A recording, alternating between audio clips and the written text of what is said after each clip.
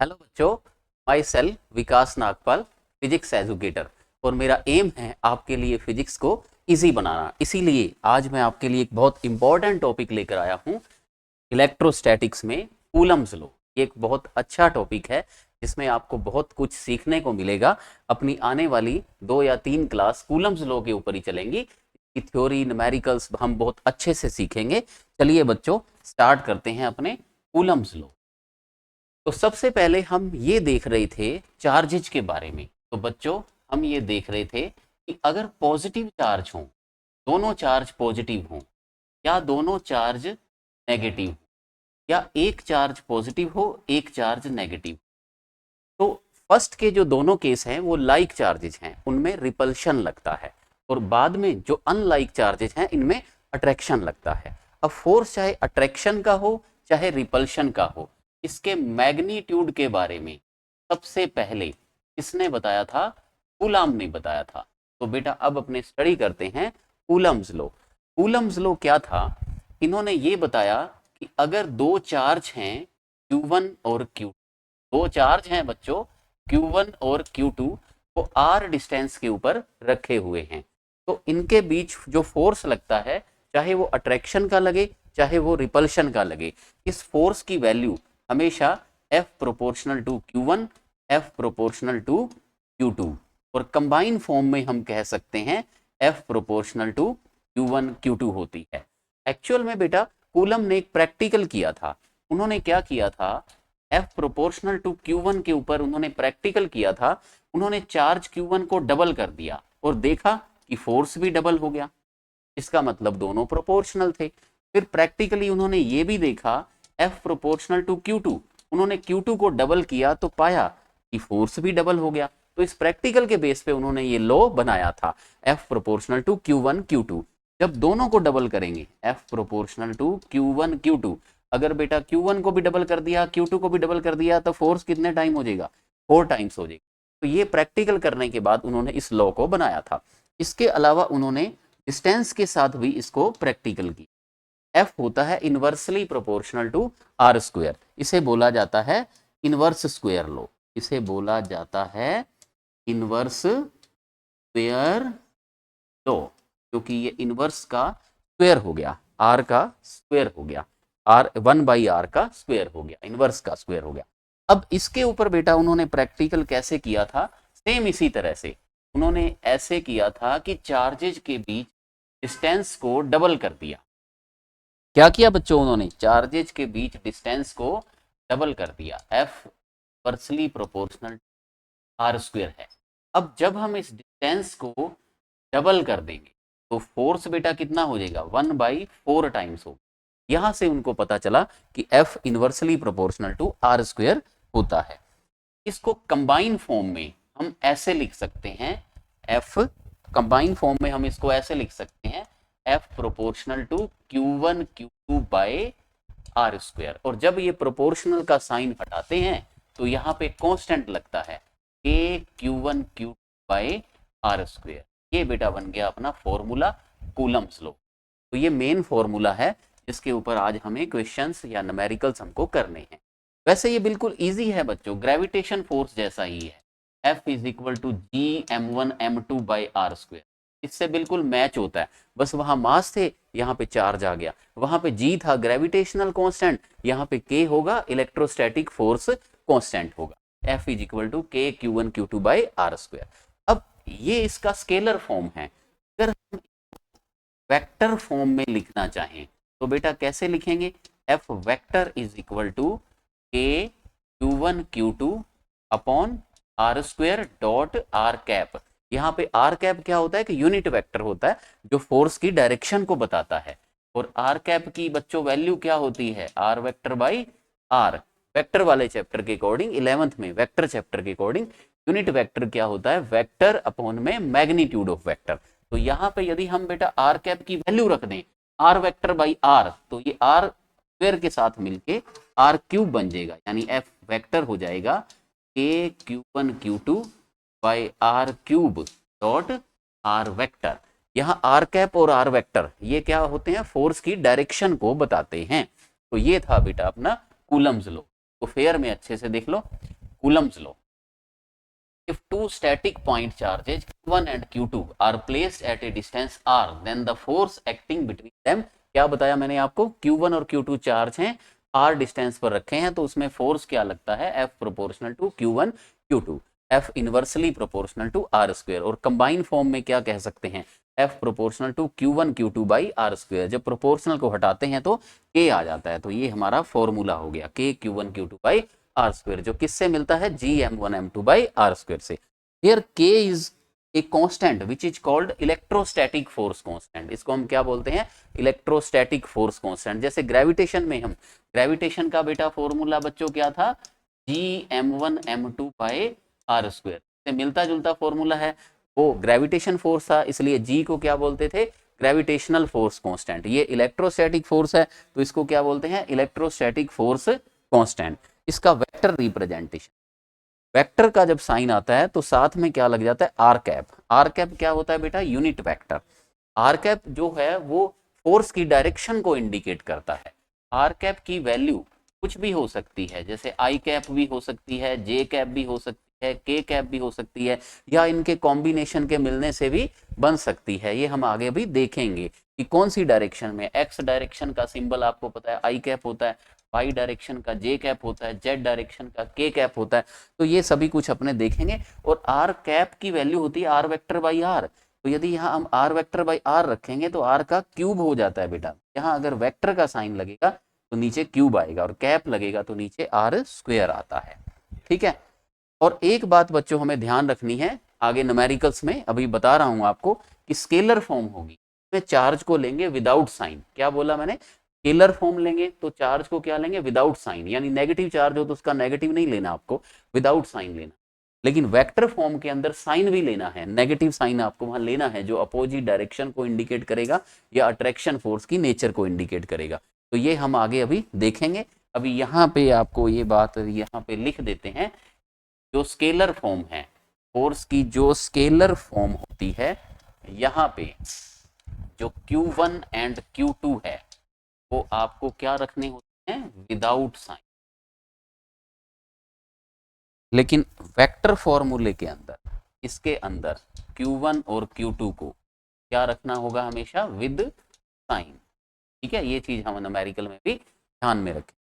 अब बेटा इसमें बात उठती है कि कांस्टेंट K की, एक्चुअल में जो ग्रेविटेशनल फोर्स में था कैपिटल जी, वो तो यूनिवर्सल कांस्टेंट था। कैपिटल जी क्या होता है, यूनिवर्सल कांस्टेंट होता है, यूनिवर्सल कांस्टेंट। इसकी वैल्यू हमेशा एक कांस्टेंट रहती है, और कैपिटल जी की क्या वैल्यू थी, 6.67 10⁻⁻11।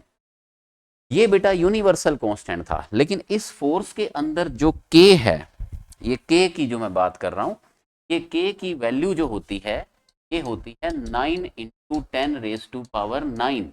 लेकिन ये ओनली फ्री स्पेस में, फ्री स्पेस में होती है या एयर में होती है। तो आप याद तो करें, K की वैल्यू 9 × 10⁻⁹ होती है, फ्री स्पेस या एयर में होती है। लेकिन ये मीडियम के ऊपर डिपेंड करती है। कैसे डिपेंड करती है मीडियम के ऊपर, उसके लिए बेटा कुलाम ने एक फॉर्मूला बताया। जो K की वैल्यू होती है यहाँ पर, वो होती है 1/4 pi epsilon naught into epsilon r equal to 1/4 pi epsilon. ये होती है बेटा K की वैल्यू होती है। यहाँ पे मैंने इन दोनों की जगह पे, इन दोनों की जगह पे देखिए, एप्साइलॉन नॉट और एप्साइलन आर की जगह पे मैंने एप्साइलॉन लिखा हुआ है। इसका मतलब आपको क्या पता लगता है, एप्साइलन होता है एप्साइलॉन नॉट में एप्साइलन आर। तो यहाँ से एप्साइलन आर क्या हो जाएगा, एप्साइलॉन अपॉन में एप्साइलॉन नॉट। अब ये क्या चीज है, ये सिंबल क्या है, इसके बारे में आपको मैं अभी बताता हूँ। ये बेटा एप्साइलॉन जो है, पहले तो इस सिंबल को कई बच्चे ई बोलते हैं, कई बच्चे इसको ई बोलते हैं। तो बेटा ई नहीं है, इसको आज से बोलना है एप्साइलॉन। क्या बोलना है, एप्साइलॉन। और ये जो सिंबल है, ये इसमें 3 सिंबल है, देखो एप्साइलॉन नॉट, एप्साइलॉन और एप्साइलॉन। इसमें एप्साइलॉन नॉट को बोला जाता है permittivity, permit of free space.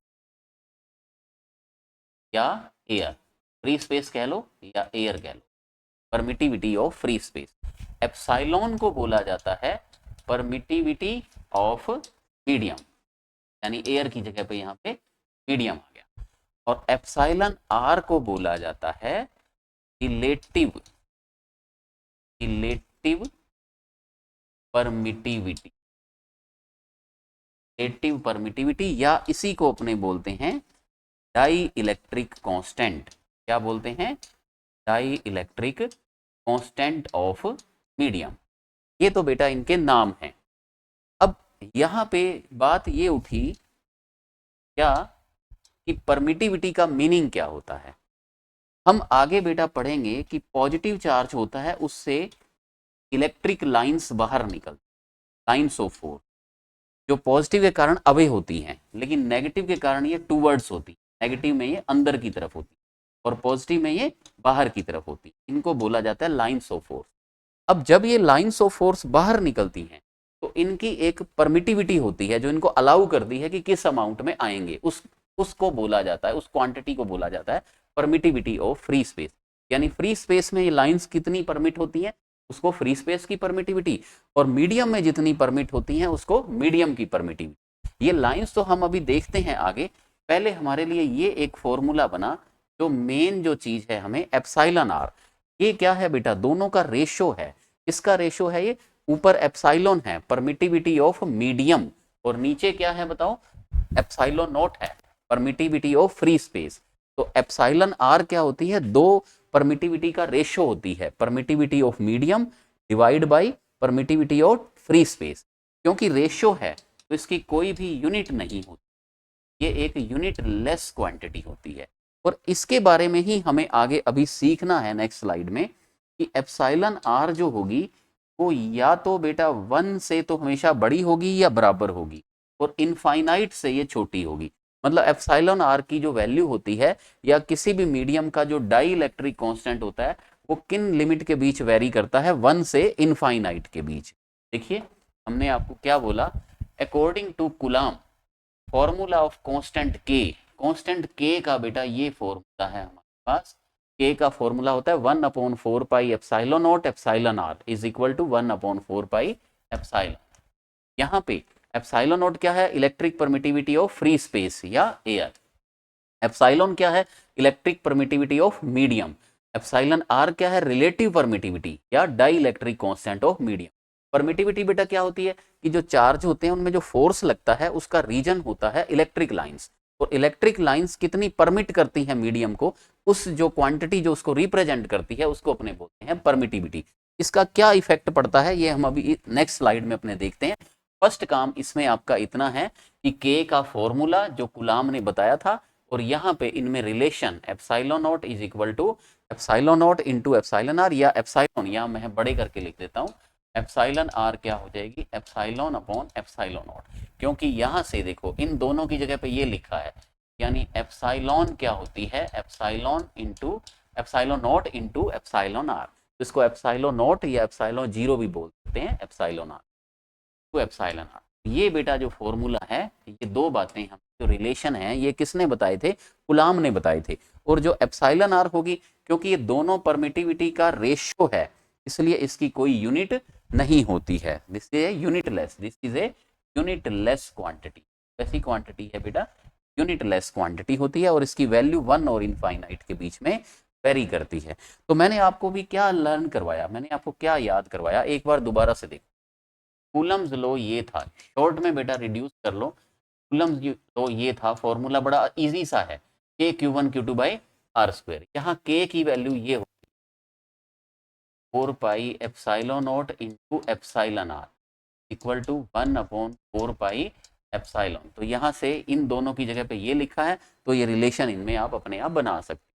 ये बेटा बातें कूलम्ब ने बताई थी, क्योंकि यहाँ पे जो कूलम्ब कांस्टेंट है ये डिपेंड करता है किसके ऊपर? डिपेंड करता है ये मीडियम की नेचर के ऊपर या मीडियम की परमिटिविटी के ऊपर ये डिपेंड करता है। तो इसमें हम केस फर्स्ट पढ़ते हैं, फ्री स्पेस, फ्री स्पेस या एयर।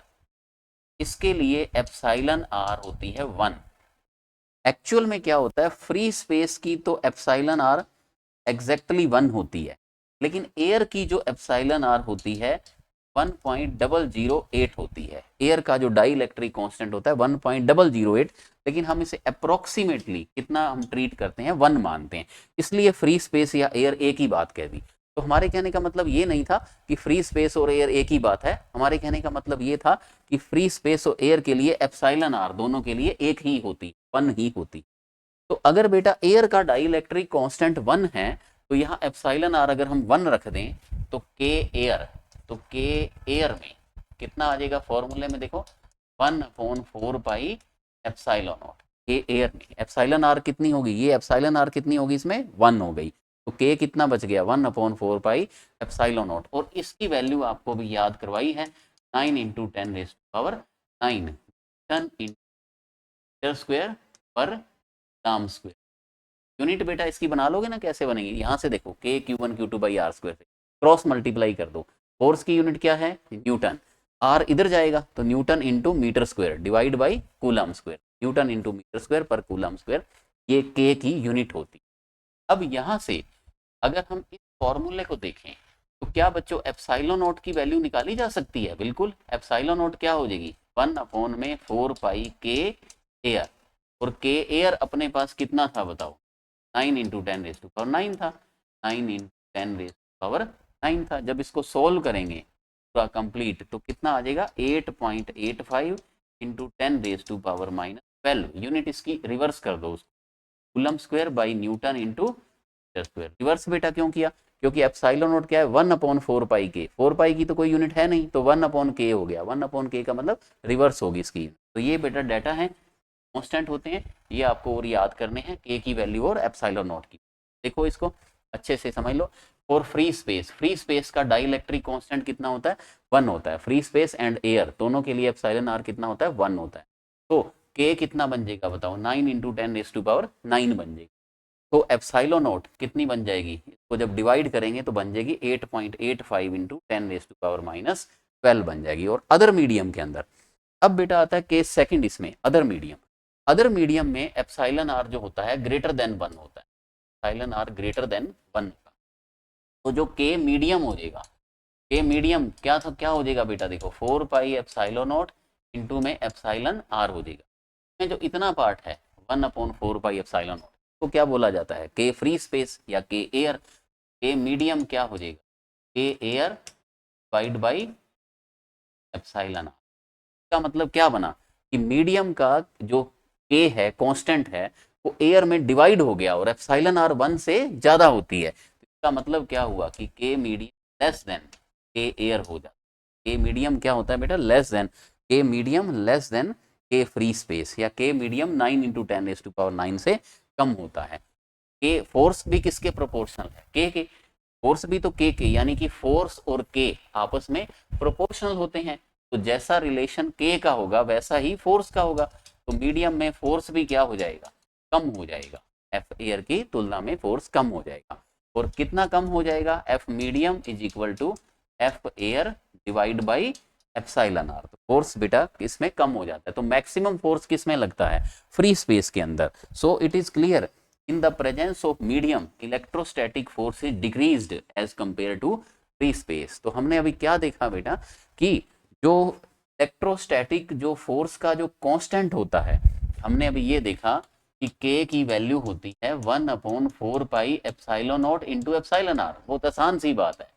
और एयर के अंदर एप्सिलॉन आर कितनी होगी 1 हो गई, तो के एयर कितना आ जाएगा बताओ, के एयर कितना आ जाएगा बताओ 1/4 पाई एप्सिलॉन नॉट ये आ जाएगा।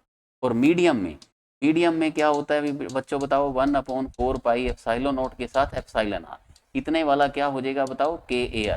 तो के एयर बाय एप्सिलॉन आर, तो एप्सिलॉन आर से डिवाइड हो गया तो के मीडियम क्या रह जाएगा कम रह जाएगा। तो फोर्स भी तो प्रोपोर्शनल है, तो फोर्स क्या होता है बताओ के Q1Q2/r² होता है। फोर्स किसके प्रोपोर्शनल होता है के। और अगर के बेटा डिवाइड बाई एप्सिलॉन आर हो जाएगा तो फोर्स भी क्या हो जाएगा divide by epsilon R. Force भी क्या होता है एप्सिलॉन आर के डिवाइड से कम हो जाता है। इसका मतलब क्या हुआ कि मीडियम में फोर्स क्या रह जाता है एयर के कंपेयर में कम रह जाता है। नेक्स्ट बात आती है बेटा मेटल में, थर्ड केस आता है मेटल। मेटल के अंदर डाइलेक्ट्रिक कांस्टेंट की वैल्यू होती है इनफाइनाइट। अगर इनफाइनाइट होगी तो एफ मेटल कितना हो जाएगा बेटा, बताओ कितना हो जाएगा, 0 हो जाएगा। 1/4 pi epsilon naught into epsilon R. Epsilon R बेटा इनफाइनाइट होगी तो 1/इनफाइनाइट कितना रह जाएगा, 0।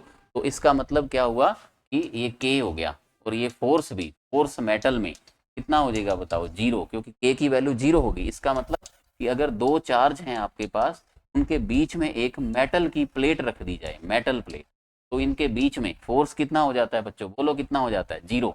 देखो मेटल्स में एप्सिलॉन आर की वैल्यू कितनी होती है, infinite. So K metal 1/4 pi epsilon naught into infinite कितना हो जाएगा, 0। It means if a metal plate is placed between two charges then the force between them is 0। तो बेटा ये हमने देखा, छोटी सी बात हमने देखी है। आपको कौन सी बात इसमें ध्यान में रखनी है, बस इतनी सी बात ध्यान में रखनी है कि एप्सिलॉन आर क्या होती है, 1 किसके लिए होती है, एयर के लिए। और अदर मीडियम के लिए एप्सिलॉन आर क्या होती है, 1 से ज़्यादा होती है। और मेटल के लिए एप्सिलॉन आर क्या होती है, इनफाइनाइट होती है। बस 3 केस आपको पढ़ाए हैं, और 3 केस आपको इसमें रख देने हैं के की वैल्यू के अंदर, 1/4 पाई इंटू एप्सिलॉन आर। यहाँ पे पहले एप्सिलॉन आर की वैल्यू 1 रख दोगे तो ये इतना बन जाएगा, 1/4 पाई एप्सिलॉन नॉट, जो 9 इंटू 10⁹9 होता है। फिर एप्सिलॉन आर और आ जाएगा तो वो 9 इंटू 10⁹9 से कम हो जाएगा। और जब एप्सिलॉन आर की जगह पे इनफाइनाइट रख दोगे तो के की वैल्यू कितनी आ जाएगी, 0। और के 0 आ जाएगा तो फोर्स भी क्या हो जाएगा, 0 हो जाएगा। तो ये लास्ट में हमने ये देखा कि मेटल्स के बीच फोर्स कितना हो जाता है, 0 हो जाता है। अब बात आती है कि वैल्यू ऑफ के इन सीजीएस। सीजीएस में बच्चों के की वैल्यू क्या होती है, 1 होती है। वैसे तो ज्यादातर जो न्यूमेरिकल्स आएंगे मैक्सिमम वो एमकेएस में ही आएंगे, लेकिन कभी कभी कुछ न्यूमेरिकल सीजीएस के भी आएंगे। तो सीजीएस में के की वैल्यू याद रखें 1 होती है। वैसे कैसे आती है, देखो के की वैल्यू है क्या बताओ, 9 into 10⁹9 newton into metre square per coulomb square. और सबको पता है कि 1 न्यूटन किसके इक्वल होता है, सीजीएस में बदलो बेटा 10⁵ टाइन के इक्वल। और मीटर में, 1 मीटर में क्या होता है, 100 सेंटीमीटर होते हैं। कुलाम, कुलाम में आपको बताया था, याद करो, एक कुलाम क्या होता है, 3 इंटू 10⁹9 स्टेट कुलाम होता है। तो इसको यहाँ पे पुट कर दीजिए। जैसे ही आप इसको पुट करोगे आंसर आपका 1 आ जाएगा। कैसे, देखो ए कितना है, 9 इंटू 10⁹9। अब न्यूटन, न्यूटन की जगह पे बेटा क्या पुट करोगे, 10⁵ डाइन। और मीटर स्क्वायर, मीटर स्क्वायर की जगह पे क्या पुट करोगे, 10⁴ सेंटीमीटर स्क्वायर डिवाइड बाई। अब कूलाम का स्क्वायर है तो एक कूलाम में कितने स्टेट कूलाम होते हैं सीजीएस में, 3 इंटू 10⁹9। स्क्वायर है तो 2 बार लिखेंगे, 3 इंटू 10⁹9 इंटू में 3 इंटू 10⁹9। ये क्या आ जाएगा, स्टेट कूलाम का स्क्वायर। देखो बेटा सब कट देगा, यहाँ पे सब कुछ कटने वाला है। देखो कैसे, 9 से ये 3 और 3 कट गए, और 10⁻9 से ये कट गया, 5 और 9 ये इससे कट गए, तो इक्वल टू क्या आ गया, 1। यूनिट क्या आ गई, डाइन इंटू सेंटीमीटर स्क्वायर पर स्टेट कुलाम स्क्वायर। तो बेटा के की वैल्यू क्या होती है बताओ, के की वैल्यू क्या होती है, 9 इंटू 10⁹9 किसमें, एमकेएस में। लेकिन के की वैल्यू सीजीएस में कितनी है, 1 होती है। ये हमने बेटा थियोरटिकल कंसेप्ट अच्छे से सीख लिए। अब हमारे पास बात आती है न्यूमेरिकल नंबर 1।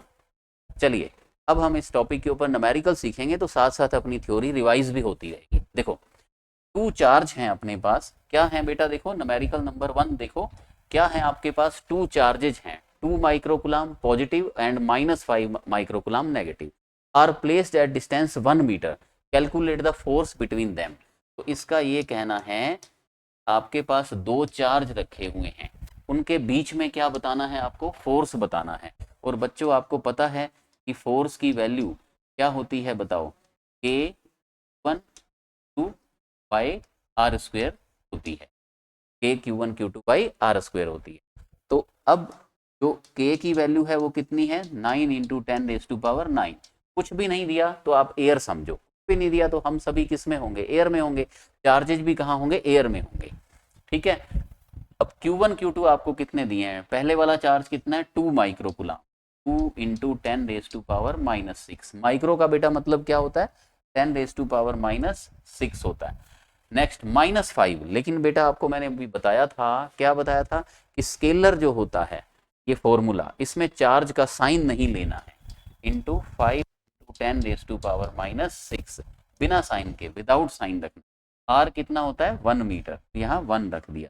सॉल्व करोगे तो एफ कितना आ जाएगा बेटा यहाँ पे 5 इंटू कितना आ जाएगा 90 इंटू 10⁻³ न्यूटन, ये आ जाएगा आंसर। अब ये फोर्स की नेचर कैसे होगी, अट्रैक्शन की नेचर होगी। कैसी नेचर होगी बेटा बताओ, अट्रैक्शन की। क्यों होगा अट्रैक्शन, क्योंकि एक पॉजिटिव है एक नेगेटिव है। लेकिन अट्रैक्शन की नेचर हमें क्या हुआ, हमारे कॉमन सेंस से पता लगी कि पॉजिटिव नेगेटिव है तो अट्रैक्शन ही होगा, लेकिन इसमें आई नहीं थी। तो अगर इसमें भी आप लाना चाहते हो तो इसको वेक्टर फॉर्म में कन्वर्ट कर, सेकंड मेथड है। अगर वेक्टर फॉर्म में पूछी गई हो, अगर इसकी वैल्यू आपको वेक्टर फॉर्म में पूछी गई हो, F vector equal to K one by are square dot R cap, इसमें बेटा आप जब Q1 Q2 रखोगे तो विद साइन रखोगे, सेम ही चलेगा। 9 इंटू 10⁻⁹ इंटू में 2 माइक्रोकुलाम है, 2 इंटू -6 इंटू में, लेकिन यहाँ 5 जो है ना, 5 की वैल्यू आप किस में रखोगे, -5। 5 की वैल्यू आप क्या रखोगे यहाँ पे, -5 इंटू 10⁻⁻6 डिवाइड बाई कितना है, डिवाइड बाई इसका 1 मीटर है 1। आर कैप बेटा यूनिट वेक्टर है, यूनिट वेक्टर की मैग्नीट्यूड कितना होता है 1 होता है। इसको जब सोल्व करोगे तो आपका बस आंसर माइनस में आ जाएगा, -90 इंटू 10⁻³ न्यूटन। अब बेटा आंसर माइनस में आ गया, इसका मतलब क्या लिखना होगा, here negative sign. Negative sign किसको बताता है, अट्रैक्शन नेचर, अट्रैक्शन नेचर को बताता है। अगर फोर्स नेगेटिव होता है तो वो अट्रैक्शन नेचर को बताता है। कैसे देखो, क्योंकि यहाँ पे बेटा एक चार्ज प्लस का हुआ और एक चार्ज क्या हुआ माइनस का, एक चार्ज प्लस और एक चार्ज माइनस, तो प्लस और माइनस का मल्टीप्लाई क्या होगा माइनस। अगर दोनों प्लस होते तो आंसर क्या आता प्लस, तो उसमें कौन सा फोर्स होता है, रिपल्शन। इसलिए रिजल्ट क्या बना, रिपल्शन के फोर्स को पॉजिटिव से और अट्रैक्शन के फोर्स को नेगेटिव साइन से रिप्रेजेंट किया जाता है। तो आपने क्या देखा, जब स्केलर फॉर्म लेनी है तब आपको क्या करना है, चार्जेज को विदाउट साइन यूज, लेकिन जब वेक्टर फॉर्म लेनी है तो आपको विद साइन यूज करना है। इसमें ज्यादा सही कौन सा है, दोनों, अगर दोनों ही आंसर ऑप्शन में हो तो ये ज्यादा सही है, क्योंकि ये साथ साथ नेचर को भी रिप्रेजेंट करता है। आंसर तो मैग्नीट्यूड तो है ही 90 इंटू -3, साथ में माइनस आ गया, इसका मतलब अट्रैक्शन की नेचर है। अगर प्लस और माइनस दो आंसर हो तो आपको माइनस वाला सही करना है, लेकिन अगर मैग्नीट्यूड ही पूछा हो, ऑप्शन बेस होता है, अगर मैग्नीट्यूड ही पूछा हो तो आपको सिर्फ ये वाला आंसर आपको देना होता है। सेकंड और देखो, if they are drawn in a liquid, अभी देखो ये एयर में था बेटा फोर्स, क्योंकि अपने एयर में लिया है ना 9 इंटू 10⁻⁹। अगर हम इसको लिक्विड में ले लें जिनकी एप्सिलॉन आर 5 होगी, then now calculate the force between them. तो बेटा लिक्विड में क्या हो जाएगा, फोर्स बताओ कम हो जाएगा पहले से। सेकंड पार्ट इसका देखो, लिक्विड में तो एफ, मीडियम में, मीडियम में बेटा फॉर्मूला क्या होता है 1/4 pi epsilon naught epsilon R into में Q1 Q2 by are square. और ये इतनी जो चीज है ये किसके इक्वल हो जाती है बताओ, हाँ, और ये किसके इक्वल हो गया बताओ, एफ एयर के। तो F air divide by epsilon R, देखिए प्रूव हो गया, ये वाली चीज किसके इक्वल होगी, F air K Q1 Q2 by are square, ये एफ एयर के बराबर हो गया। और एफ एयर बच्चों भी कितना आया था 90 इंटू 10⁻⁻3। एप्सिलॉन आर कितनी है 5 है, डाई इलेक्ट्रिक कॉन्स्टेंट कितना है 5 है, तो फोर्स कितना आ जाएगा 18 इंटू 10⁻³ न्यूटन। ये फोर्स बेटा क्या हो गया है, डिक्रीज हो गया। तो आपने न्यूमेरिकल के थ्रू देखा कि फोर्स मीडियम में क्या हो जाता है, कम हो जाता है। तो दो चार्जेज के बीच जो मैक्सिमम फोर्स लगता है वो किस में लगता है, एयर में लगता है। देखिए फर्स्ट न्यूमेरिकल, तो पहले वो एयर में रखे थे तो फोर्स कितना आया 90 इंटू 10⁻⁻3।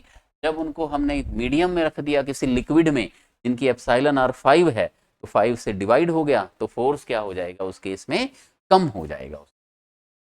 सेकंड न्यूमेरिकल देखो, न्यूमेरिकल नंबर 2, ये बेटा प्रीवियस नीट का क्वेश्चन।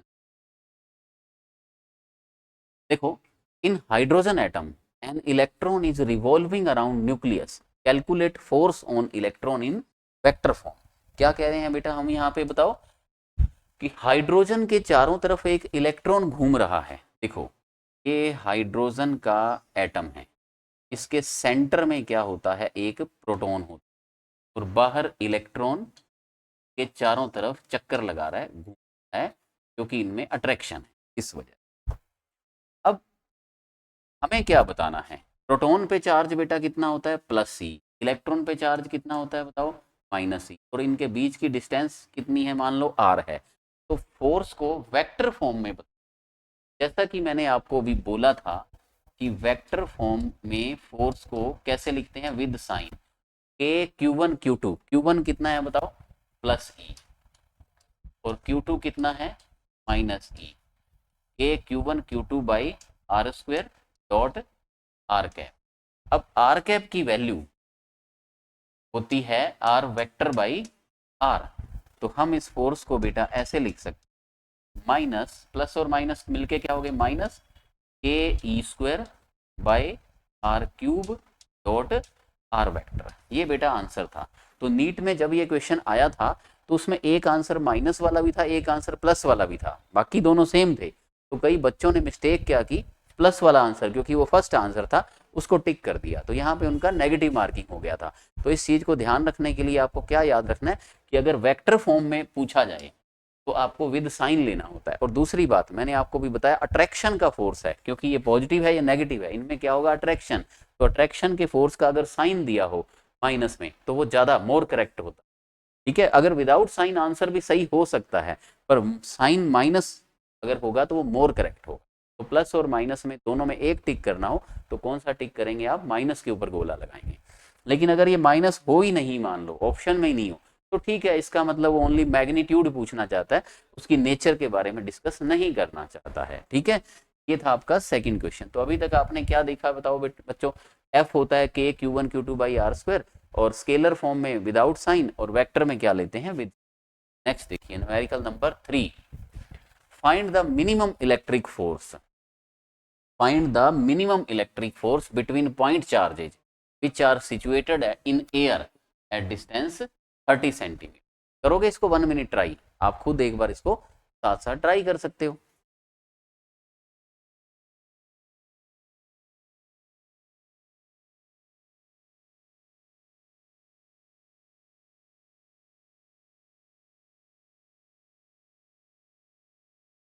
तो इसमें बेटा मैंने आपको क्या बोला, देखो सॉल्यूशन, एफ का फॉर्मूला क्या होता है, K one divide by are square. अब इसमें ये क्या कह रहा है, क्वेश्चन का देखो, क्वेश्चन की लैंग्वेज पढ़ो, बहुत इजी क्वेश्चन है, सिंपल वाला, कि वो 30 सेंटीमीटर पर है। इसका मतलब आर तो इसमें क्या हो गई है कांस्टेंट। आर क्यों कांस्टेंट हो गई, क्योंकि वो फिक्स है, आपको गिवन है। के भी क्या हो गया यहाँ पे कांस्टेंट, क्योंकि आपको एयर में गिवन, एयर का मतलब के कितना लेंगे आप, 9 इंटू 10⁻9 लेंगे। अब आप चाहते हो कि फोर्स मिनिमम, तो बच गए ये Q1 Q2, ये भी तो मिनिमम लेने चाहिए। और मिनिमम में आपको पता है कि सबसे छोटा चार्ज किसके इक्वल होता है, इलेक्ट्रॉन। स्मॉलेस्ट चार्ज क्या होता है, इलेक्ट्रॉन के इक्वल होता है। तो स्मॉलेस्ट चार्ज रखने पर मिनिमम फोर्स आ जाएगा। तो के की वैल्यू कितनी आ जाएगी, 9 इंटू 10⁻9, क्योंकि एयर में रखे गए हैं। Q1 Q2 कितना लेंगे, 1.6 into 10⁻19 into 1.6 10⁻19 divide by are square. R square कितना दिया है बेटा, 30 सेंटीमीटर। तो 30 इंटू 10⁻2 इंटू 30 इंटू 10⁻2 स्क्वेयर था, इसलिए इसको 2 बार लिखा है। तो मिनिमम फोर्स की वैल्यू आप इसको इजीली सॉल्व कर सकते हो। बहुत सिंपल क्वेश्चन था बेटा, समझ गए सभी। ये मिनिमम फोर्स का मतलब मैंने आपको बताया था कि स्मॉलेस्ट चार्ज, मिनिमम चार्ज किसके इक्वल होता है, इलेक्ट्रॉन के। तो बस लैंग्वेज ही आपको इसमें पहचाननी थी। कट करने में बेटा कितना आ जाएगा, 2.56 टू 10⁻⁻27 न्यूटन। चेक कर लेना एक बार कैलकुलेशन को। ठीक है, नेक्स्ट चलते हैं, नेक्स्ट क्वेश्चन, क्वेश्चन नंबर 5। देखो बेटा, फिर एक आसान क्वेश्चन है। अभी अपने एनसीईआरटी के जो इजी वाले क्वेश्चन हैं वो हमने किए हैं इसमें, देखो लेकिन लैंग्वेज को समझो बेटा। इसमें 2 चार्ज हैं, ये 9 सेंटीमीटर डिस्टेंस पे रखे हुए हैं, और इसमें फोर्स कितना लग रहा है, 12.1 न्यूटन। तो बताओ चार्ज की वैल्यू कितनी है। तो फिर से आओ इसके सॉल्यूशन में, फिर से देखिए चार्ज की वैल्यू आपको फाइंड करनी है। तो बताओ बच्चों कि एफ किसके इक्वल होता है, के Q1 Q2 सेम है, तो Q square by are square. यहाँ से Q स्क्वायर के इक्वल हो जाएगा, बोलो एफ आर स्क्वायर अपॉन में के, एफ आर स्क्वायर अपॉन में के। तो क्यू किसके इक्वल हो जाएगा बेटा बताओ, इसका अंडर रूट लेना पड़ेगा, आर तो बाहर आ जाएगा, अंडर रूट में एफ बाई के हो जाएगा। और आर की वैल्यू आपको कितनी दी हुई है 9 सेंटीमीटर, तो 9 इंटू 10⁻³ रूट एफ कितना दिया हुआ है आपको बताओ 12.1 न्यूटन डिवाइड बाई के कितना दिया हुआ है 9 इंटू 10⁻⁹।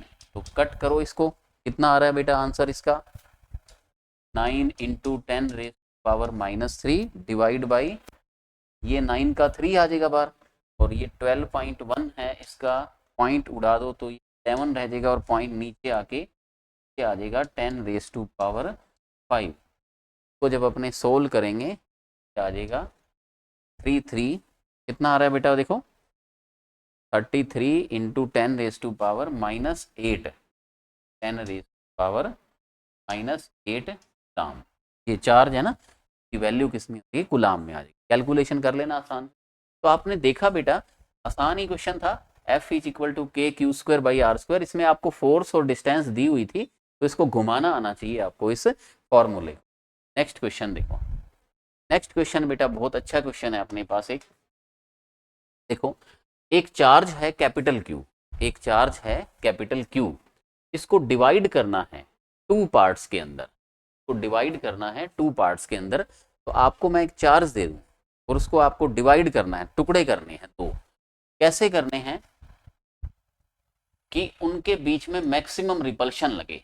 देखो कोई पॉजिटिव चार्ज है कि आप टुकड़े करोगे तो दोनों टुकड़े भी तो पॉजिटिव ही होंगे, और दोनों टुकड़ों के बीच रिपल्शन मैक्सिमम लगना चाहिए। तो उन टुकड़ों की वैल्यू क्या होगी, find the value of charge on each part that the repulsion force between them is maximum if they are placed at some distance. तो बेटा मैक्सिमा मिनिमा की कंडीशन क्या होती है, मैक्सिमा मिनिमा के लिए क्या करना पड़ता है बताओ, डिफरेंशिएशन करना पड़ता है।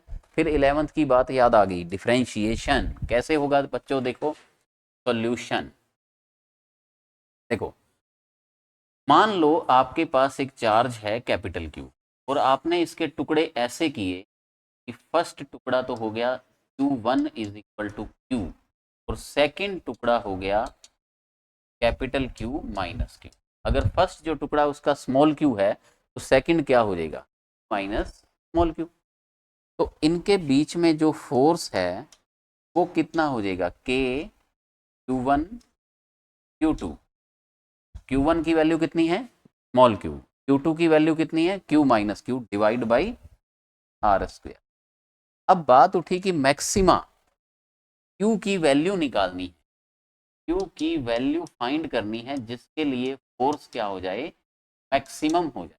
तो मैक्सिमम फोर्स के लिए इसका आपको Q के रिस्पेक्ट में डिफरेंशिएशन करना पड़ता है, यानी कि dF बाई dQ ये क्या होना चाहिए 0। फोर्स का डिफरेंशिएशन चार्ज के रिस्पेक्ट में 0 होना चाहिए, तब उनके बीच में जो फोर्स लगेगा वो क्या लगेगा बेटा बताओ मैक्सिमम लगेगा। तो आओ अब अपने को क्या करना है डिफरेंशिएशन करना है। तो क्या करना है इसका डिफरेंशिएशन करना है। डिफरेंशिएशन का नाम आते बच्चे फिर अटक गए एक बार है ना, कोई बात नहीं है, इजी सा डिफरेंशिएशन है कि आपको ट्रिक भी सिखा देंगे। देखो पहले आपको इसका लॉन्ग मेथड सिखाते हैं डिफरेंशिएशन का। f की वैल्यू बेटा क्या थी k small q q minus q upon में आर स्क्वायर, ये वैल्यू है अपनी। अब इसको आपको करना क्या है, इसका डिफरेंशिएशन करने का ये मतलब समझ लो, इधर भी d by D Q, D by D Q, D by D Q into F equal to इस साइड में भी मैंने डी बाई डी क्यू से मल्टीप्लाई कर दिया। ऐसे समझ सकते हैं डिफरेंशिएशन का मतलब दोनों तरफ जब डिफरेंशिएशन करते हैं तो दोनों तरफ डी बाई डी क्यू से मल्टीप्लाई कर देते हैं, ठीक है। अब D F by D Q ये मैक्सिमम कंडीशन में कितना होता है 0, और इसमें जो कांस्टेंट है कौन k बाई आर स्क्वायर को तो बाहर निकाल लो। तो आगे क्या बच जाएगा बताओ, देखो आगे बच जाएगा d बाई डी क्यू, तो बच ही गया। इन ब्रैकेट ये क्या हो जाएगा capital Q small q minus Q square 0। अब ये k बाई आर स्क्वायर है, ये इधर जीरो से मिलकर क्रॉस मल्टीप्लाई होके ये भी कितना हो जाएगा, जीरो। अब बचा क्या यहाँ पे देखो, d by D Q into में q q minus d by D Q into में, अब मेरे को लगता है कि ये स्टेप इजी हो चुका है। अब आप इसका बहुत इजी मेथड से डिफरेंशिएशन कर सकते हो। कैसे? ये डिफरेंशिएशन बेटा कितना हो जाएगा, zero is equal to capital Q minus 2q, ये हो जाएगा इसका क्यू स्क्वायर का कितना हो जाएगा 2q। तो q कितना आ जाएगा 2q, स्मॉल q किसके इक्वल हो जाएगा, q बाई 2 के इक्वल। इसका मतलब बेटा क्या हुआ बताओ, कि स्मॉल q बाई 2 के इक्वल हो गया। यानी q1 कितना था, स्मॉल q था ना, q1 कितना था, स्मॉल q, तो ये किसके इक्वल आ गया आपके पास, q बाई 2 के इक्वल आ गया। तो capital Q minus small q ये भी किसके इक्वल आ जाएगा, q बाई 2 के। क्या समझे बेटा बताओ, कि दोनों टुकड़े हाफ हाफ करने पड़ेंगे, q बाई 2 और q बाई 2। इसका मतलब रिजल्ट क्या मिला आपको, रिजल्ट आपको ये मिला कि अगर दोनों एक चार्ज है कैपिटल Q के इक्वल इक्वल टुकड़े कर दो, q बाई 2 और q बाई 2। अब इनको अगर कुछ डिस्टेंस पर रखेंगे तो इनमें रिपल्शन क्या होगा, मैक्सिमम होगा। ये मैक्सिमा की कंडीशन से पता लगा। लेकिन आपको मैं एक ट्रिक बताता हूँ, पी आंसर ट्रिक। देखो आप एक बात बताओ बेटा, मैथमेटिकल ट्रिक बताओ। मैथमेटिकल ट्रिक ये है, नेक्स्ट पेज पे बताते हैं। देखो अगर 10 है, इसके आप इसको तोड़ के देखो तो कितने कौन कौन से पार्ट बन सकते, या तो 9 और 1 में तोड़ोगे, 9 और 1 भी 10 होता है, या 8 और 2 में, या 7 और 3 में, या 6 और 4 में, या 5 और 5 में। अब आप ये देखो कि इसमें मल्टीप्लाई किस केस में मैक्सिमम है। इसका मल्टीप्लिकेशन कितना हो जाएगा 9, इसका मल्टीप्लिकेशन कितना हो जाएगा 16, इसका मल्टीप्लिकेशन 21, 6 इंटू 4 कितना होता है 24, इसका मल्टीप्लिकेशन कितना हो गया 25। आपने क्या देखा, मैक्सिमम कौन सा आया 25, बढ़ता गया ना ये मैक्सिमम 25। तो सबसे ज्यादा मल्टीप्लाई कब आया, जब 10 को दो इक्वल पार्ट में दो। और बेटा फोर्स तो किसके प्रोपोर्शनल होता है, मल्टीप्लाई के ही तो होता है, Q1 इंटू Q2। तो जब इन दोनों का मल्टीप्लीकेशन मैक्सिमम होगा तब फोर्स मैक्सिमम होगा। और मल्टीप्लीकेशन कब मैक्सिमम होता है, जब किसी भी नंबर को दो इक्वल पार्ट में डिवाइड किया जाता है। कोई सी भी नंबर ले लो आप, अगर आप 100 लोगे तो उसको 50-50 में, अगर मान लो चार्ज की वैल्यू 50 लोगे तो 25-25 में उसको ब्रेक करोगे, तब उनके बीच रिपल्शन क्या लगेगा, मैक्सिमम लगेगा। समझ गए बेटा। लेकिन इसका जो मेथड जो मैंने आपको पहले जो एक्चुअल मेथड फिजिक्स वाला जो मेथड बताया आपको, वो मैंने ये बताया था कि मैक्सिमा और मिनिमा की कंडीशन से डिफरेंशिएशन। आई थिंक डिफरेंशिएशन बड़ा इजी है, 11 सब बच्चों ने की हुई है, इजीली आपको आता है बेटा मैक्सिमा और मिनिमा की कंडीशन। बहुत इजी सा था डिफरेंशिएशन, मैंने स्टेप ज़्यादा लिखे हैं इसलिए एक स्टेप ज़्यादा लग रहा होगा, वैसे बहुत इजी है, आप इसको कम स्टेप में भी कर सकते हो। नेक्स्ट क्वेश्चन करते हैं। नेक्स्ट क्वेश्चन बेटा 7 नंबर या 6 नंबर जो भी क्वेश्चन। देखो तो एक बार ये बात देखो भी, हमने अभी जो बात हम कर रहे हैं वो हम किसके ऊपर कर रहे हैं, कौन से फोर्स के ऊपर हमारी बात चल रही है, कौन से फोर्स के ऊपर हमारी बात चल रही है, F K Q1 Q2 by are square. Electrostatic force को हम घुमा रहे हैं, इसके हम न्यूमेरिकल करने सीख रहे हैं। इसके ऊपर बहुत सारे न्यूमेरिकल बनते हैं बेटा, आने वाली जो अपनी अगली 2 क्लास होंगी वो भी इसी के ऊपर न्यूमेरिकल चलते रहेंगे। बहुत अच्छे अच्छे क्वेश्चन बनते हैं, बहुत अच्छी सीरीज है ये कूलम्स लॉ वाली। Calculate ratio of electric force and gravitational force between 2 protons. क्या है बच्चों क्वेश्चन, कि दो प्रोटॉन के बीच में, दो प्रोटॉन्स के बीच में।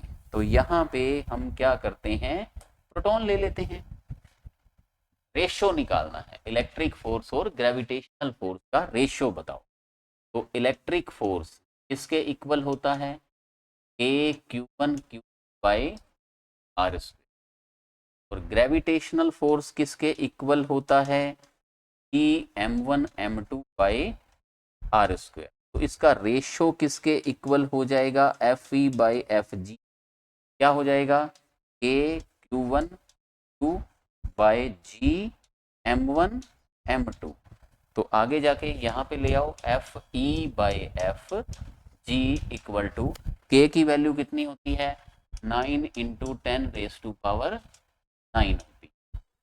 Q1 कितना है, प्रोटॉन है, तो प्रोटॉन पे चार्ज कितना होता है 1.6 × 10⁻⁻19, 1.6 × 10⁻⁻19, दोनों ही प्रोटॉन है, दो प्रोटॉन है बेटा, तो दोनों का चार्ज सेम होगा, सेम लिख दिया। G कितना आता है 6.67 इंटू 10⁻⁻11।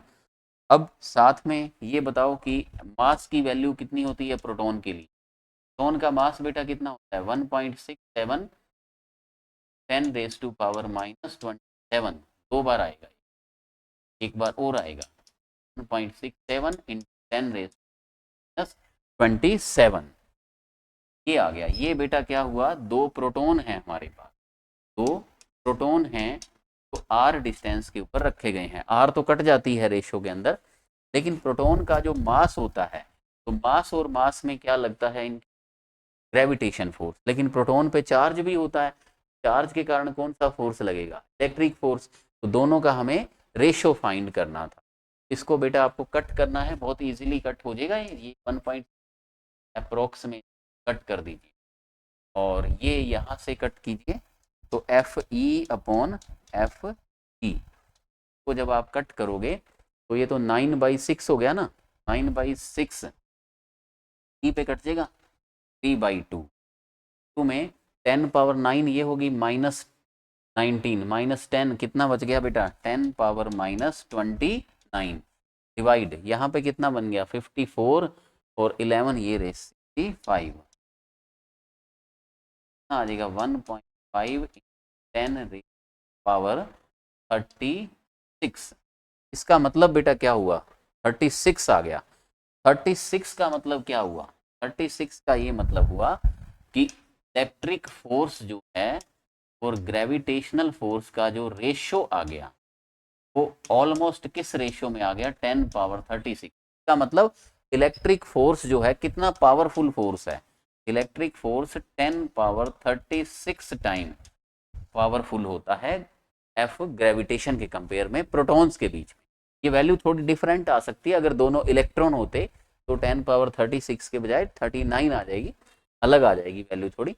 पर ये बात हमें पता लगी कि इलेक्ट्रिक फोर्स बहुत ज़्यादा होता है इसके कंपेयर में ग्रेविटेशन। तो इसका बेटा रीज़न क्या हुआ, इसका रीज़न है इसका कांस्टेंट, इसमें होता है G m1m2/r², G होता है, G की वैल्यू क्या होती है 10⁻⁻11 वाली होती है, लेकिन इसमें K होता है K Q1Q2/r², K की वैल्यू क्या होती है 9 इंटू 10⁻⁹। सारा खेल बेटा किसके हाथ में है, K और G के हाथ।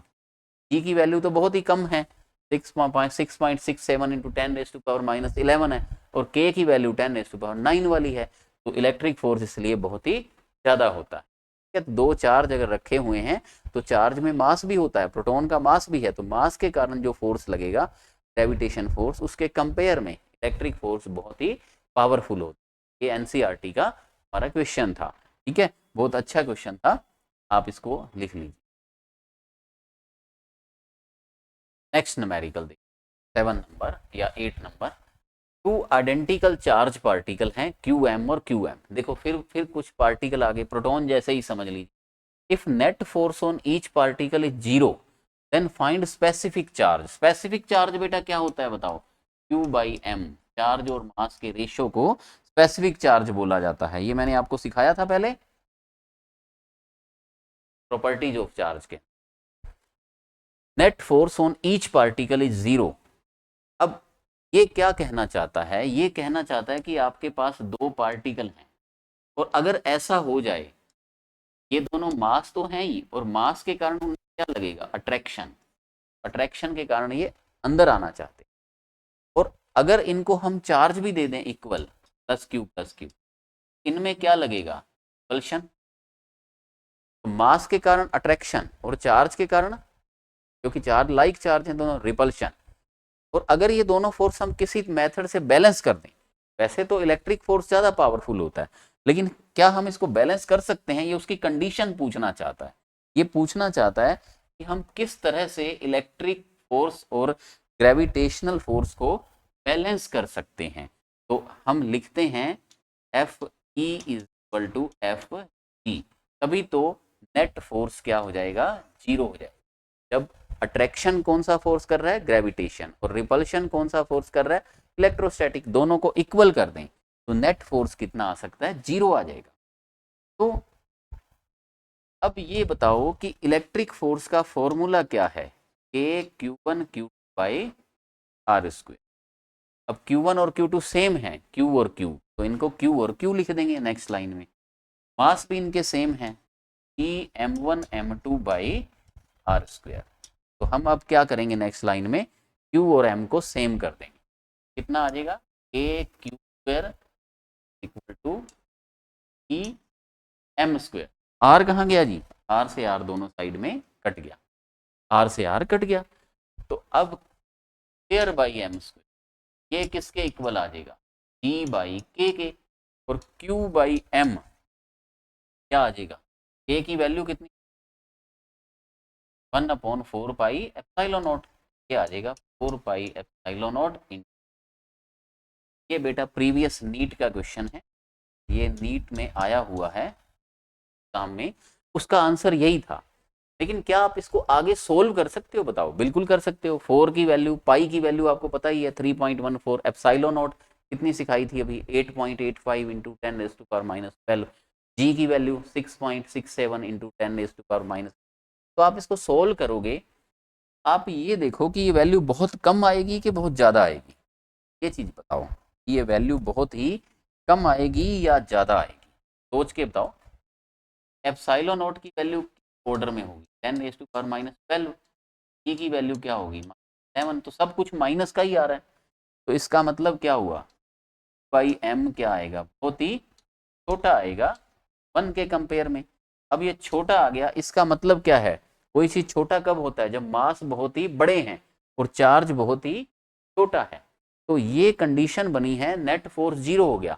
नेट फोर्स जीरो तब हो सकता है जब Q बाई एम उसका बहुत ही कम रखें, मतलब चार्ज को तो कम रखना पड़ेगा, समझ गए ना, न्यूमिरेटर कम रखना, चार्ज बहुत थोड़ा सा दो और मास थोड़े उसके ज्यादा है। मास ज्यादा होंगे तो ग्रेविटेशन डोमिनेंट हो जाएगा, जैसे अर्थ और बॉडीज में होता ही है डोमिनेंट। तो मास को ज्यादा कर दो, मतलब कि चार्ज को क्या कर दो, बहुत कम कर दो। चार्ज बहुत कम कर दो तो अट्रैक्ट जो फोर्स ज्यादा होता है ना, इलेक्ट्रिक फोर्स, वो कम रह जाएगा, ग्रेविटेशन वाले को बढ़ा दो, तब हम उनको बैलेंस कर सकते हैं। समझ गए बेटा, भी हमने अभी कहा था सीधी बात, अभी इलेक्ट्रिक फोर्स बहुत ज्यादा होता है तो इलेक्ट्रिक को तो कम कर दो, जिसके लिए चार्ज कम कर दी, और ग्रेविटेशन वाला थोड़ा बढ़ा दो, तब ऐसी बैलेंसिंग कंडीशन मिल सकती है। तो ये वाली बात थी, बहुत एक अच्छी बात थी, इसको नोट कर लो। नेक्स्ट क्वेश्चन देखो, ये भी बेटा प्रीवियस नीट का क्वेश्चन है, बहुत ही अच्छा क्वेश्चन है। Suppose the charge of proton and electron differ slightly, ये कह रहा है, पढ़ के देखो क्वेश्चन को, प्रोटॉन और इलेक्ट्रॉन का चार्ज थोड़ा डिफरेंट है। One of them is minus e, एक उसमें माइनस ई है, the other is plus e, other is e plus delta e, plus delta, other is e plus delta e. If the net electrostatic force and gravitational force between two hydrogen atom placed at distance d apart is zero, फिर से वही बात आ गई, इनमें electric force और gravitational force मिलकर balance हो गई, फोर्स जीरो हो गया, then delta E is the order of, किस ऑर्डर में होगा। ये सेम प्रीवियस एग्जाम से मैंने लिया है, डेटा भी वही। पहले आपको क्वेश्चन समझाता हूँ। पहले ये देखो कि हाइड्रोजन एटम में होता क्या है। हाइड्रोजन एटम के अंदर सेंटर में क्या होता है, सेंटर में एक प्रोटॉन होता है और बाहर एक इलेक्ट्रॉन। तो इन हाइड्रोजन एटम, एक जनरल बात करें तो एक प्रोटॉन होता है, तो एक प्रोटॉन है तो उसका चार्ज कितना होगा, जनरल केस में प्लस ई, और एक इलेक्ट्रॉन है तो एक इलेक्ट्रॉन पर चार्ज कितना होगा, माइनस ई। तो नेट कितना हो गया, जीरो, जितना प्लस सी उतना ही माइनस सी। इसलिए हाइड्रोजन एटम क्या होता है, न्यूट्रल होता है। सिर्फ हाइड्रोजन एटम नहीं बेटा, हर एटम न्यूट्रल होता है, क्योंकि इसमें जितने प्रोटॉन होते हैं उतने ही इलेक्ट्रॉन होते हैं। लेकिन अभी क्वेश्चन क्या दे रहा है, क्वेश्चन ये दे रहा है कि इलेक्ट्रॉन का चार्ज तो माइनस ई है, लेकिन प्रोटॉन का जो चार्ज है वो ई प्लस डेल्टा ई है। अब क्वेश्चन की लैंग्वेज क्या है कि प्रोटॉन का जो चार्ज है वो कितना हो गया ई प्लस डेल्टा, और इलेक्ट्रॉन का जो चार्ज है वो कितना है माइनस। अब इनका टोटल करोगे, नेट जो चार्ज है ई से ई तो कट गया लेकिन डेल्टा ई तो बच गया। इसका मतलब अब इसका नेट चार्ज जीरो नहीं है। अगर प्रोटॉन और इलेक्ट्रॉन का बेटा चार्ज सेम होता तो जितने प्रोटॉन उतने इलेक्ट्रॉन, तो नेट कितना आया था जीरो। लेकिन प्रोटॉन का चार्ज है ई प्लस डेल्टा ई, तो डेल्टा ई तो बच गया। इसका मतलब ये कहना चाहता है कि एक हाइड्रोजन एटम है, दूसरा हाइड्रोजन एटम है, इसके ऊपर चार्ज डेल्टा ई है, इसके ऊपर चार्ज डेल्टा ई है, और दोनों को किसी डिस्टेंस डी के ऊपर रखा गया है, और इसमें डेल्टा ई जो चार्ज बचा ये प्लस का ही बचा। तो प्लस प्लस में क्या होगा, रिपल्शन होगा। लेकिन इनके मास भी हैं, क्योंकि इनमें मास भी होता है, तो मास के कारण दोनों एटम्स के अंदर क्या लगेगा, अट्रैक्शन लगेगा। और हाइड्रोजन का मास क्या होगा, एक प्रोटॉन का मास के बराबर होगा। हाइड्रोजन जो एटम होता है उसकी मास नंबर क्या होती है, 1 होती है, 1H1, वो एक प्रोटॉन के बराबर होती है। और हम ये चाहते हैं इलेक्ट्रिक फोर्स और ग्रेविटेशनल फोर्स को इक्वल करना, और इलेक्ट्रिक फोर्स कितना हो जाएगा, K Q1 Q2 divide by are square, r कितनी दी हुई है D, और ग्रेविटेशनल फोर्स कितना हो जाएगा G M1 M2 अपॉन में आर स्क्वेयर यानी कि डी स्क्वेयर। ई से डी बेटा कट जाएगी, तो डेल्टा ई की वैल्यू क्या आ जाएगी आपके पास, under root G M square upon में ए। अब यहाँ पे मास किसका लेंगे बेटा, हाइड्रोजन का, हाइड्रोजन के एटम है, हाइड्रोजन का मास 1H1, तो 1 कितना होता है, मतलब एक प्रोटॉन के बराबर होता है। तो डेल्टा ई की वैल्यू कितनी आ जाएगी, जी कितना है 6.67 माइनस 11, मास कितना होता है प्रोटॉन का 1.67 इन माइनस 20 का होल स्क्वायर डिवाइड बाई के की वैल्यू कितनी है 9 इंटू 10⁻9 इन रूट। तो ये इसका m का स्क्वायर है, ये तो डायरेक्टली क्या आ जाएगा, बाहर आ जाएगा। तो जब आप इसको सोल्व करोगे तो आपके पास का जो आंसर आ जाएगा सोल्व करने पे, इसको करके देख लो बेटा solve, delta E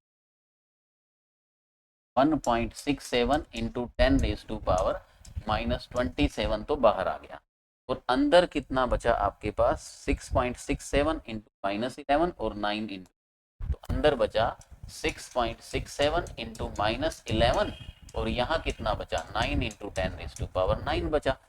delta E कितना आ जाएगा देखो 1.67 इंटू 10⁻⁻27, 9 का बाहर कितना आएगा 3, ऊपर कितना है 6.67 इंटू 10⁻⁻11, और 9 ऊपर जाके कितना हो जाएगा -20, तो बाहर कितना आ जाएगा -10, और रूट में कितना रह जाएगा 6.67।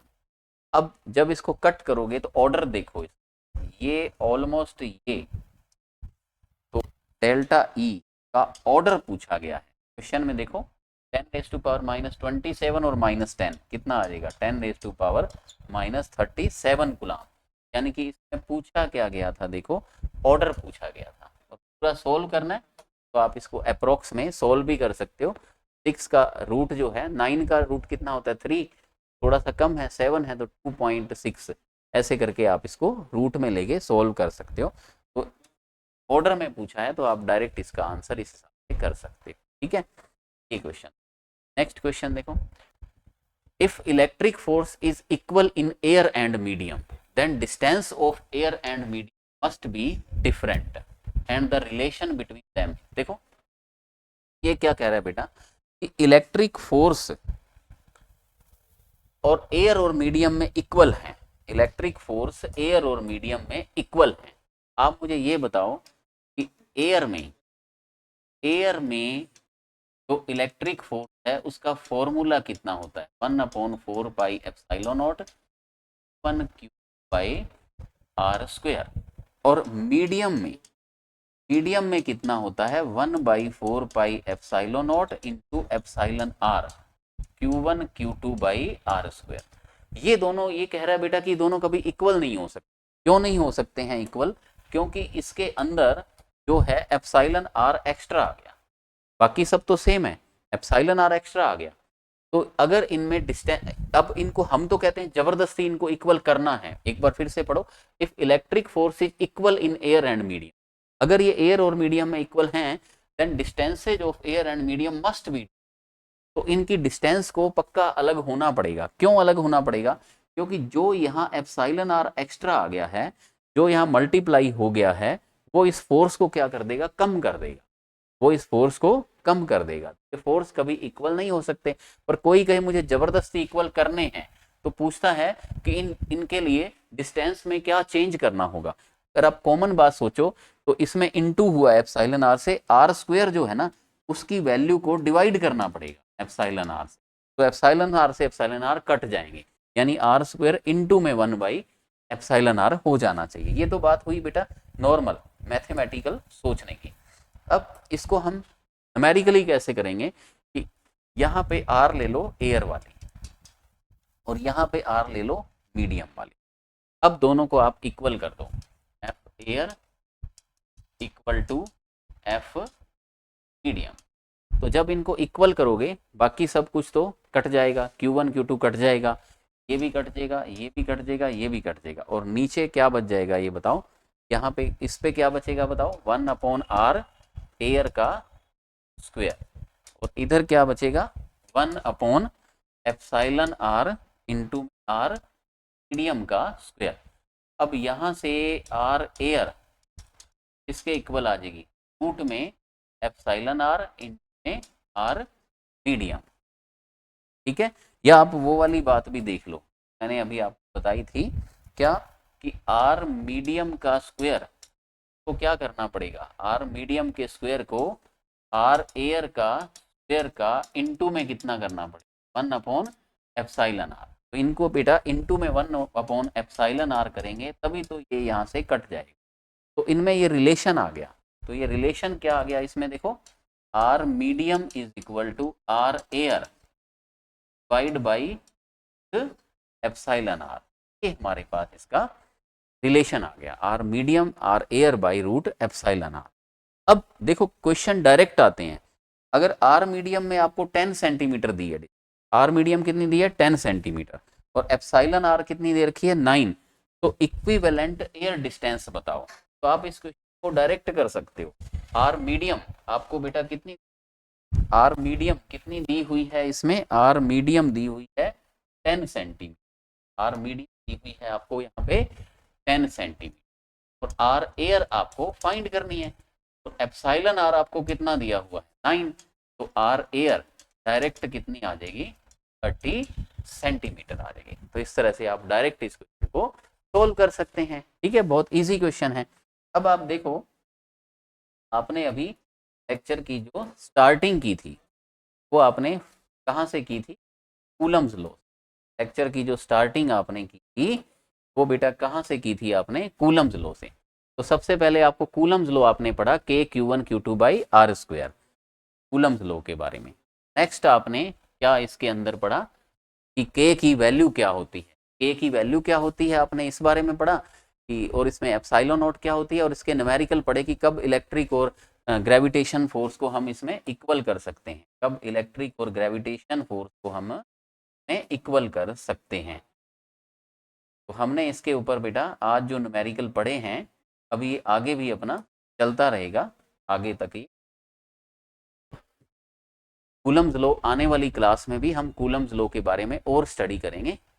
के आगे की 2 क्लास और रहेंगी अभी कूलम्स लॉ के ऊपर ही, क्योंकि ये बहुत अच्छा टॉपिक है। ठीक है बेटा, मिलते हैं जल्दी ही नेक्स्ट क्लास में। बेस्ट विशेष।